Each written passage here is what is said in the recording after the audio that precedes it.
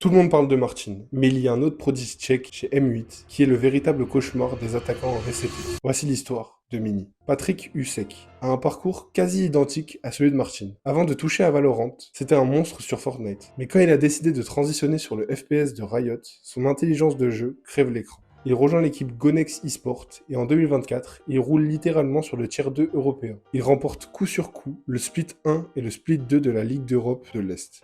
À ce moment-là, toutes les grosses structures sentent le bon filon. Avant de continuer, pense à t'abonner. Je vois beaucoup de gens qui regardent mes vidéos sans être abonnés, donc si tu le fais, merci beaucoup. La Carmine Corp et Koi essayent de le recruter, mais c'est Gentlemates qui réalise le braquage parfait en décembre 2024. Aujourd'hui, en 2026, Mini est la pièce maîtresse du système de M8. Pendant que les autres courent partout pour prendre des kills, Mini c'est le joueur sentinelle. Son rôle, verrouiller un site tout seul pour que personne ne passe. Et ça marche, sa solidarité défensive a été l'une des clés de la qualification de Gentlemates pour les Masters de San Diego. Même dans les moments compliqués de ce tournoi, Mini reste le joueur capable de sortir le clutch sorti de nulle part pour sauver le round. Avoir des joueurs stars qui font le show, c'est bien, mais avoir un joueur avec le sang-froid de Mini pour assurer les arrières, c'est ce qui fait la différence au plus haut niveau mondial. J'espère que M8 a gagné hier, parce qu'à l'heure où je tourne cette vidéo, ils ont toujours pas joué leur match. Dites-le moi en commentaire s'ils ont gagné. Abonnez-vous pour la vidéo de demain, et si vous pensez tout connaître sur les créateurs d'internet, allez faire un tour sur creatordoll.fr. Et je vous mets au défi de trouver le créateur du jour en moins de 5 essais.